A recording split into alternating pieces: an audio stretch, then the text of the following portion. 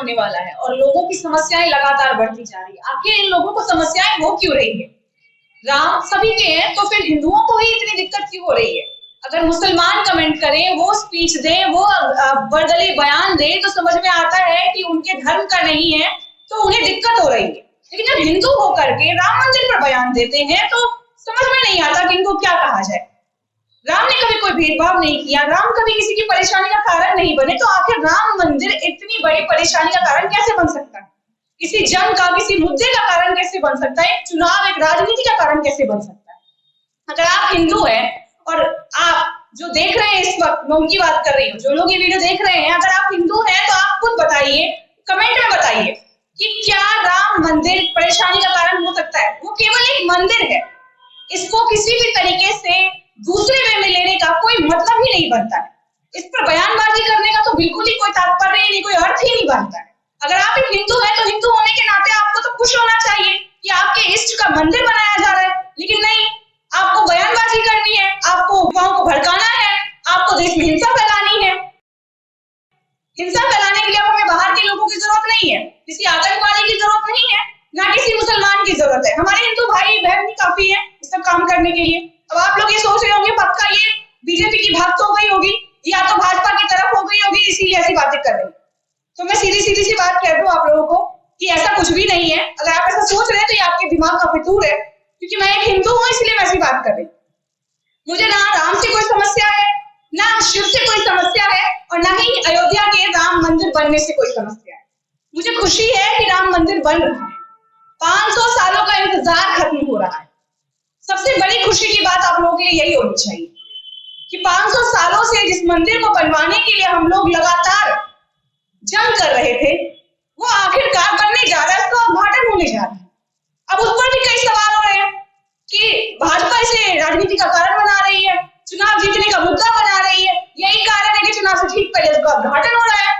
ऐसा भी तो हो सकता है कि भाजपा इसलिए अभी उसका उद्घाटन कर रही है क्योंकि चुनाव के समय ना मिले, और ऐसा भी हो सकता है कि रामनवमी का अगर हम इंतजार करें तो उस दौरान अगर चुनाव हुए तो ये स्थापना रह जाएगी।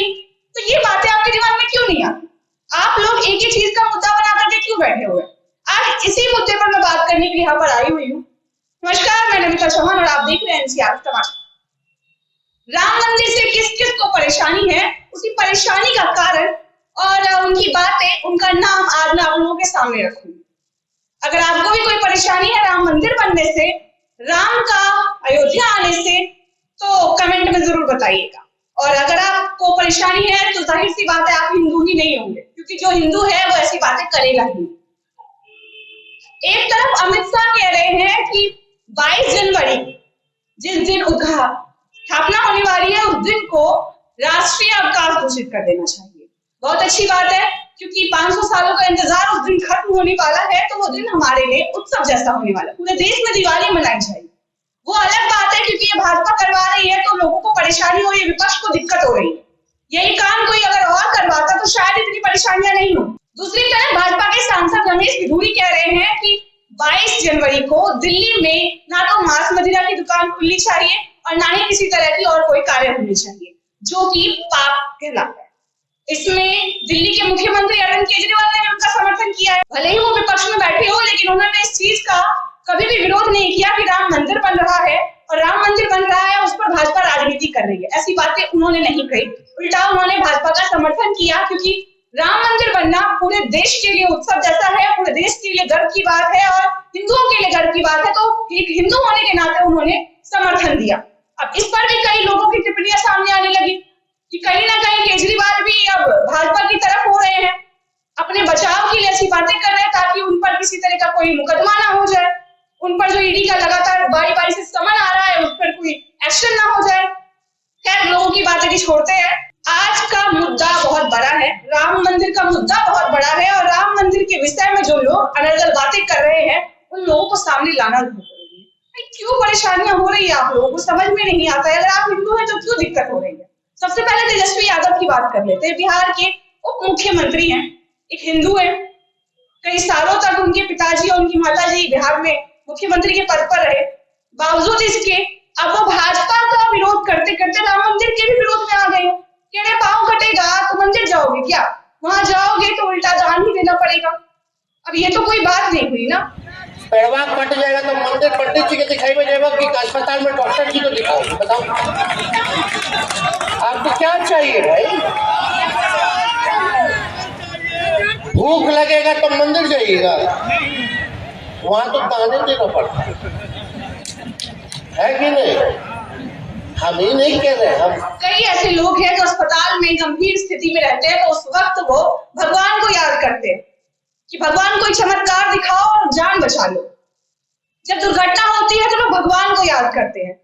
किसी तरह कोई समस्या आती है तो उनसे सबसे पहले राम ही निकलता है। जो भी आपके इष्ट, आपके मुंह से उनका नाम निकलता है। तो आखिर राम मंदिर से क्या समस्या है? मान लिया कि भाजपा ने इस हिसाब से, इस तरीके से इतना बड़ा कोई अस्पताल नहीं बनाया जितना राम मंदिर। कोई बात नहीं, आज नहीं बना है कल बन जाएगा, या नहीं बनाया तो चीज का विरोध करें ना। अस्पताल को राम मंदिर से कंपेयर करने की, इसकी तुलना करने की क्या आवश्यकता है? दूसरी तरफ चंद्रशेखर, बिहार के शिक्षा मंत्री चंद्रशेखर, जिन्होंने एक बार ये कहा था कि रामचरितमानस एक विषैला पदार्थ है जो लोगों की जान ले सकता है, एक साथ कई लोगों की, जिसे अगर व्यंजन में मिला दिया जाए तो एक साथ कई लोग मर सकते हैं। आप वही कह रहे हैं कि राम मंदिर या मंदिर का रास्ता जो होता है वो फांसी का रास्ता, वो रास्ता फांसी का होता है, अंधकार का होता है। मंदिर का रास्ता मानसिक गुलामी का रास्ता होता है और फिर स्कूल का रास्ता प्रकाश का रास्ता दिखाता है। फतेह बहादुर सिंह जी ने अपनी बात नहीं बोली। चंद्रशेखर की बातों का खंडन करने के लिए नित्यानंद राय ने कहा कि पता नहीं लोगों को क्या हो गया, राम मंदिर से क्या बैर है, क्यों ऐसी बातें कर रहे हैं, इनको तो अशफाक उल्लाह खान ही चाहिए, इनको बाबर ही चाहिए। जरा इनके बयान सुनिए कि आखिर इन्होंने चंद्रशेखर के बयान पर क्या टिप्पणी की है। और ये लोग क्या बोलेंगे, भगवान प्रभु श्री राम से पता नहीं इनको क्या बैर है, राम मंदिर से क्या बैर है, बार बार विरोध कर रहे हैं। और ये लोग आगे जो इनकी नीयत दिख रही है, इनका जो नीति दिख रही है, आगे लोग तो बाबर और अफजल गुरु की तस्वीर टांग कर पूजा करेंगे। इस देश को अशफाक उल्लाह खां चाहिए, कैप्टन हमीद चाहिए, बाबर और अफजल गुरु नहीं चाहिए, जिन्ना का जिन नहीं चाहिए। यहाँ भगवान श्री राम की मर्यादा। ये सिलसिला यही खत्म नहीं हुआ। एक ने बयानबाजी की तो दूसरे ने भी तुल पकड़ कि उसने की है तो हम भी करेंगे, हम पीछे क्यों रहे भाई। तो एक एक करके कई बयान बारी बारी से सामने आए। अब शरद पवार गुट के एक नेता हैं जिन्होंने कुछ अलग ही बात कह दी। अगर आप उनकी बात सुनेंगे तो आप भी शॉक हो जाएंगे, आप भी हैरान हो जाएंगे। शरद पवार गुट के जितेंद्र आव्हाड ने कहा कि राम क्षत्रिय थे तो वो मांसाहार करते थे, वो शिकार करते थे और मांस का सेवन करते थे।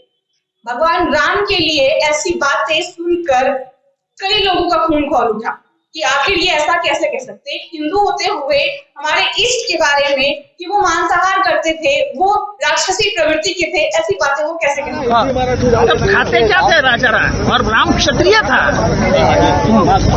तो क्षत्रिय का खाना ही मांसाहारी होता है। लेकिन आप इन सब के बयानों से अभी तक हम उभर भी नहीं पाए थे, लोग जाग भी नहीं पाए थे। लोगों के कानों में ये बातें लगातार गूंज रही थी, दिमाग में ये बातें चल रही थी कि आखिर हिंदू होते हुए ये राम मंदिर का बहिष्कार क्यों कर रहे हैं, राम के बारे में ऐसा क्यों कह रहे हैं। राम हमारे इष्ट हैं और उनका मंदिर बनना हम सबके लिए बहुत खुशी की बात है।